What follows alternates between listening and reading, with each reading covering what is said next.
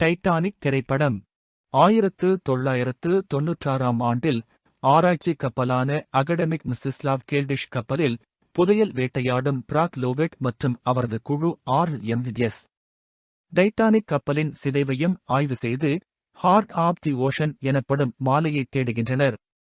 அதற்கு பதிலாக அவர்கள் ஒரு பெட்டியை கண்டுபிடிக்கிறார்கள். அதில் அந்த மாலையை அணிந்திருக்கும் இளம்பெண்ணின் ஒரு ஓவியம் இருக்கிறது. அந்த ஓவியம் ஏப்ரல் 1912 14ஆம் தேதியிடப்பட்டுள்ளது. அன்றே டைட்டானிக் பனிக்கட்டுடன் மோதி மூழ்கி சுமார் 1500 பேர் உயிரிழந்தனர். குறிப்பு 1. இந்த கண்டுபிடிப்பு பற்றிய தொலைக்காட்சி செய்தியை பார்த்த பிறகு நூற்றாண்டு வயதுடைய ரோஸ் டாசன் கால்வெர்ட் லோவெட்டை தொடர்பு கொண்டு அந்த ஓவியத்தில் இருப்பவள் தான் என்று தெரிவிக்கிறார். மாலையை கண்டுபிடிக்க உதவலாம் என நம்பி லோவெட் ரோஸையும் அவரது பேத்தியையும் கேல்டிஷ் கப்பலுக்கு அழைத்துச் செல்கிறார். அங்கே ரோஸ் தனது டைட்டானிக் அனுபவத்தை விவரிக்கிறார். 1912ஆம் ஆண்டு 17 வயதான ரோஸ் டிவிட் புகேட்டர் தனது பணக்கார நிச்சயதார்த்தமானவர் கால் ஹாக்லி மற்றும் தாயார் ரூத்தை தவழ்ந்து சவுத்ஹாம்ப்டனில் இருந்து டைட்டானிக்கில் பயணம் செய்கிறார். அன்பில்லாத இந்த உறவில் ரோஸ் மகிழ்ச்சியில்லாமல் இருப்பாள். ஆனால் ரூத் அவர்கள் நிதி பிரச்சினைகள் அனைத்தும் இந்த திருமணத்தால் தீரப்படும் என கூறுகிறார். ரோஸ் கப்பலின் பின்புறத்தில் இருந்து குதித்து தற்கொலை செய்ய நினைக்கிறார். ஆனால் ஏழை ஓவியரான ஜாக் டாசன் அவரை தடுக்கிறார். ஜாக் மற்றும் ரோஸ் நட்பை உருவாக்குகின்றனர். தன்னுடைய உணர்வுகளை ஜாக் ரோஸிடம் பகிர்கிறான். முதலில் தயங்கினாலும் காலும் ரூத்தும் எதிர்ப்பதையும் பொருட்படுத்தாமல் ரோஸ் தானும் ஜாக்கை நேசிக்கிறாள் என்பதை உணர்கிறாள். ரோஸ் ஜாக்கை தனது அறைக்கு அழைத்து தன்னை மாலையை மட்டும் அணிந்து நிர்வாணமாக ஓவியம் வரையும்படி கூறுகிறார்.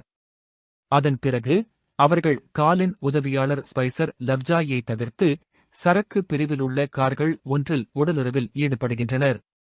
கப்பலின் முன்புற தளத்தில் பனிக்கட்டுடன் கப்பல் மோதுவதை, அதைப் பற்றி அதிகாரிகள் பேசுவதை அவர்கள் கேட்கின்றனர். ரோஸின் ஓவியத்தை கண்டுபிடித்த காலி மாலையை ஜாக்கிடம் ஒட்ட வைத்து திருட்டு குற்றத்தில் அவரை சிக்க வைக்கிறார்.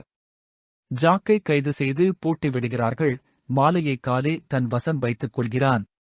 டைட்டானிக் மூழ்கத் தொடங்கும் போது முதலில் பெண்களும் குழந்தைகளும் படகுகளில் ஏற்றப்படுகிறார்கள். ரோஸ் ஜாக்கை மீட்டெடுத்து மேடைக்கு திரும்புகிறாள். காலி தானும் ஜாக்கும் வேறு ஒரு படகில் ஏறுவார்கள் என்று கூறி ரோஸை படகில் ஏறுமாறு தள்ளுகிறார். தனது கோட்டை அதில் மாலை இருப்பதையும் கவனிக்காமல் ரோஸின் மீது போர்த்துகிறார். ரோஸ் படகில் இறங்கும் போது ஜாக்கை விட்டு பிரிய மறுத்து மீண்டும் கப்பலுக்கு குதிக்கிறார். இதனால் கோபமடைந்த காலி துப்பாக்கியுடன் அவர்களை துரத்துகிறான். ஆனால் அவர்கள் தப்பிப்பதால் கைவிடுகிறான். பின்னர் ஒரு குழந்தையின் தந்தை என போலி காட்டி காலி தப்பிக்கிறார்.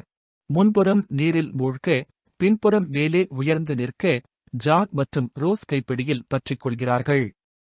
கப்பல் 2 துண்டுகளாக உடைந்து பின்புறம் மீதமுள்ள பயணிகளுடன் உறையும் கடலில் மூழ்குகிறது. ஜாக் ரோஸை ஒரு மிதக்கும் மரத்திற்கு கொண்டு வைத்து உயிர் பிழைக்க வாக்குறுதி வாங்குகிறார். ஜாக் குளிரால் இறந்து விடுகிறான். ஆனால் திரும்பி வந்த ஒரு படகின் மூலம் ரோஸ் மீட்கப்படுகிறார். பின்னர் RMS கார்பேதியா கப்பல் அவரை காப்பாற்றுகிறது.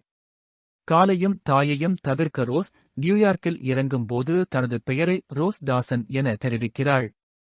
நிகழ்காலத்தில் 1929 பங்குச் சந்தை வீழ்ச்சியில் தனது செல்வத்தை இழந்து காலி தற்கொலை செய்ததாக ரோஸ் தெரிவிக்கிறார். ஜாக் எல்லா விதத்திலும் தன்னை காப்பாற்றியதாகவும் இப்போது தன்னிடம் அவரை நினைவுகூரும் நினைவுகள் மட்டுமே இருப்பதாகவும் கூறுகிறார். அவரது கதையால் உருக்கப்பட்ட லோவெட் மாலைக்கான தேடலை கைவிடுகிறார். அந்த இரவு கேல்டிஷ் கப்பலின் பின்புறத்தில் தனியாக நின்று தன் வசம் வைத்திருந்த மாலையை ரோஸ் கப்பல் சிதைவின் மேல் கடலில் விடுகிறார்.